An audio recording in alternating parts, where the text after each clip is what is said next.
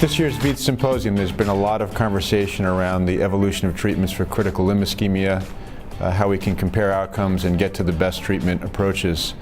What are your thoughts about some of the major themes that have been presented and what's new and exciting about treatment for CLI this year? Well, from the interventional perspective, obviously there's more success than we've ever had in the past, and that's related to so many factors. Factor one is that we can cross lesions. Historically, we could not cross. Factor number two is safer means of doing this have become more popular. We're using CO2 as guidance, ultrasound as guidance. So even very, very sick patients can have intervention. Factor number three, more effective tools in terms of treatment. Drug-eluting balloons have now been approved and drug-eluting stents in the superficial femoral and popliteal arteries. Drug-eluting stents for proximal infrapopliteal disease has given us very good patency results. And certainly we have specialty balloons that are being developed. We don't yet have drug-eluting balloons below the knee, but that's certainly something we're interested in. Joe, what do you think about what's happening with open surgery, endovascular procedures, hybrid procedures? I mean, where's the field moving? Well, for more than a decade, there's a clear shift towards endovascular therapy, and I think that's not going to change.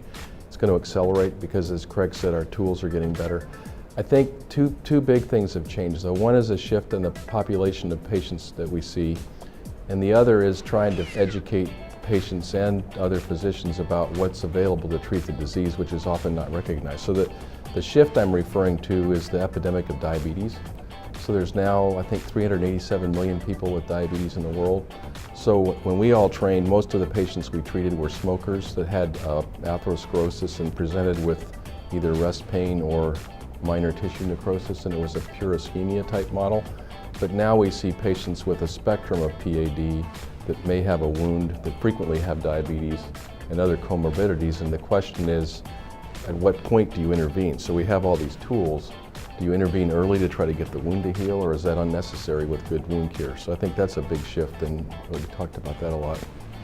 I mean, I saw two themes at some of the sessions yesterday that I thought were sort of an evolution over years in the past. One is that as we've gotten better at achieving technical success with endovascular treatments, it's becoming clearer that we also need durability, because there is a link between failure, anatomic failure, and recurrent symptoms in a lot of these patients, and that's why we're also excited about things like drug-coated balloons and ways to maintain the gain, because these reinterventions are not only not benign for the patients. The other theme from yesterday is how much can we afford? I don't know, if you guys have some thoughts about, in your own practice environments, if there's anything on the horizon there. I do. Obviously, patient life expectancy plays a major role. To do a major open surgical procedure in someone with very short life expectancy, and many of these people have that, perhaps is not first-line therapy. At this point in time, however, for very long infrapopliteal occlusions, perhaps there's greater durability in some of the bypass procedures. That being said, great durability is being found for proximal infrapopliteal vessels treated with drug-eluting balloons. Great durability is being shown up for some of the newer stents and stent platforms. And so I do think we're seeing a change, and we're comparing a very advanced, very developed technology in terms of distal bypass surgery with a relatively nascent field, that of peripheral intervention. And I suspect it's going to get better over time. And towards your point, often right now, re-intervention is needed, and that does have a real cost to it. But even with gold standard surgical techniques, restenosis is a phenomenon that occurs there as well. And often it is more difficult to go back in after surgery has been performed. Just like often some interventions, if not done appropriately, can take away certain surgical options. I think one of the other great themes is that whatever we do, we have to keep in mind that we have to keep patient options available. We can't dissect outflow vessels. We can't, obstruct and create clot and expect to get great patient outcomes. And I think this makes us really put together teams. We have to discuss patients before we go in and approach them.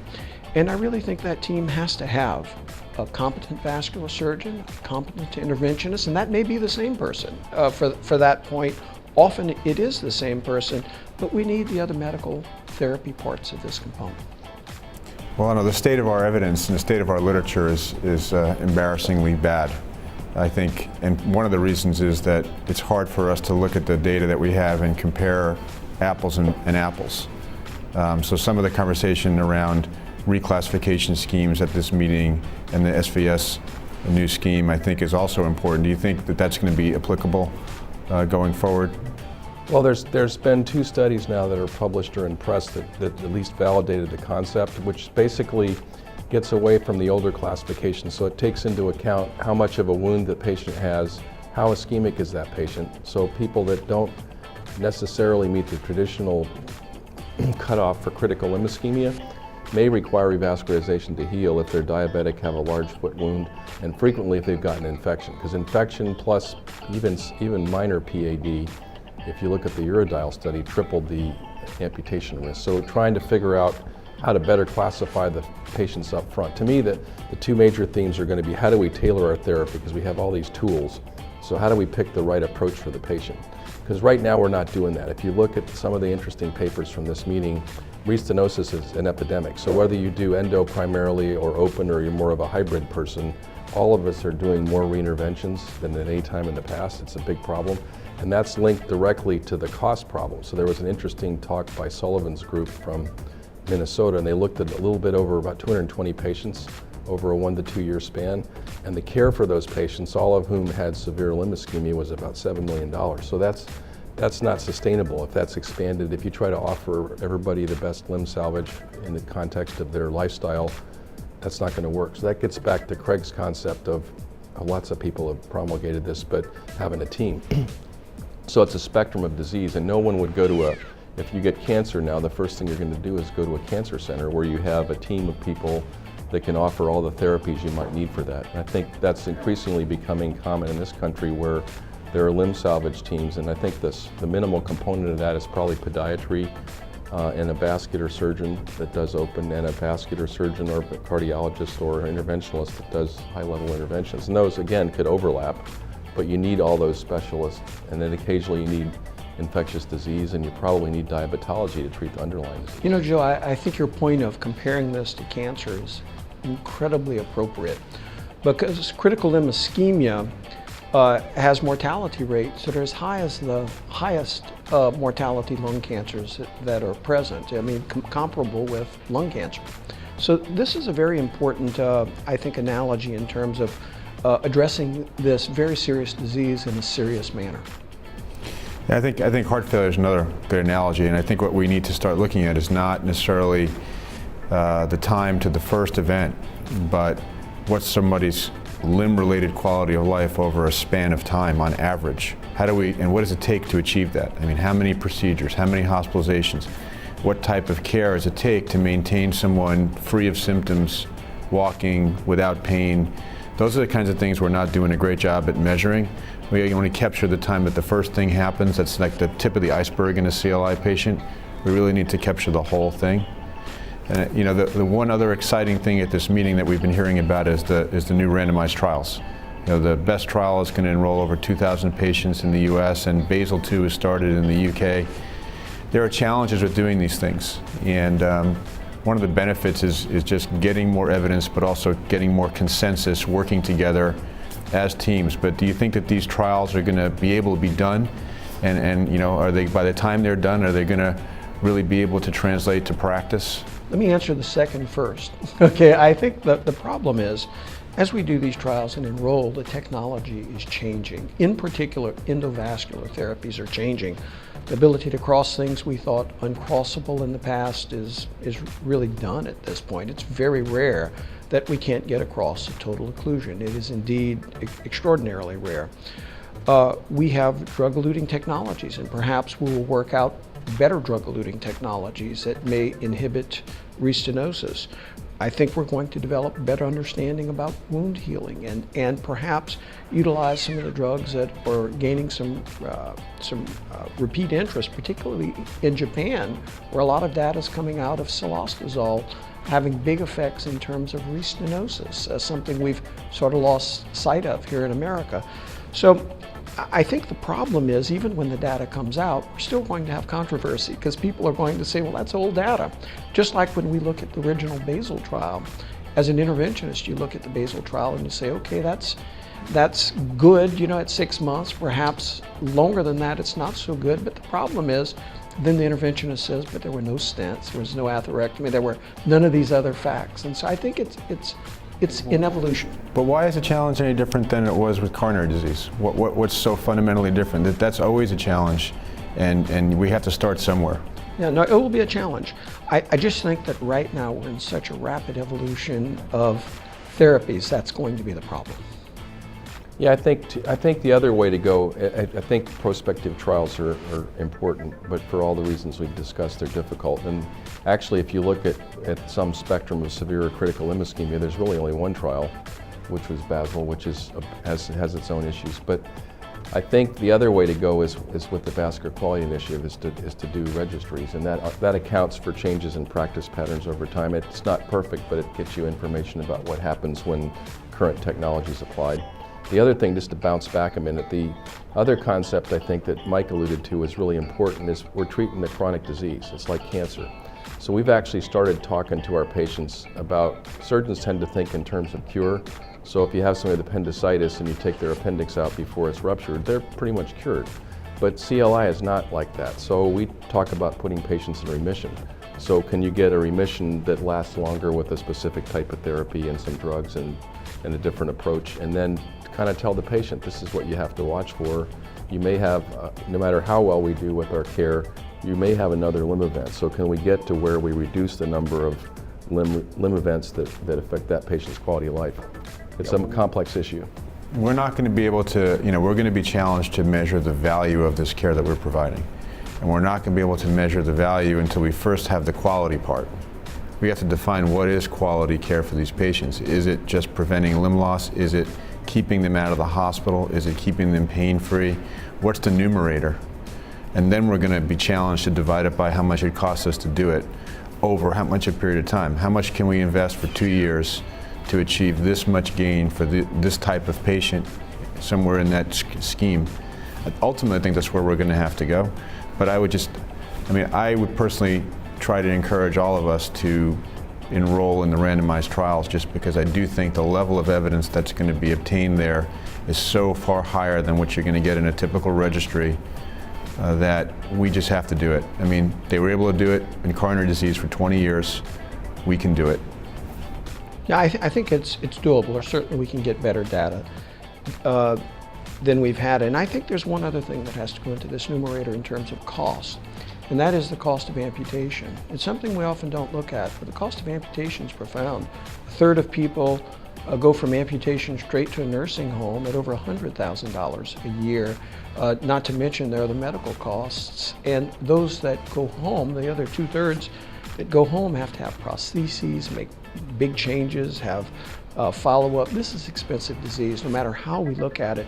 And we really do have to address it like cancer. That we've got to have a policy of zero smoking for these people. We have to make sure that they certainly take their antiplatelet regimes and stay on their medicines. We have to, encourage appropriate follow-up. And so I think this really is serious disease that needs to be addressed more seriously than it was in the past, where a patient had a procedure by a specialist and was lost to follow-up.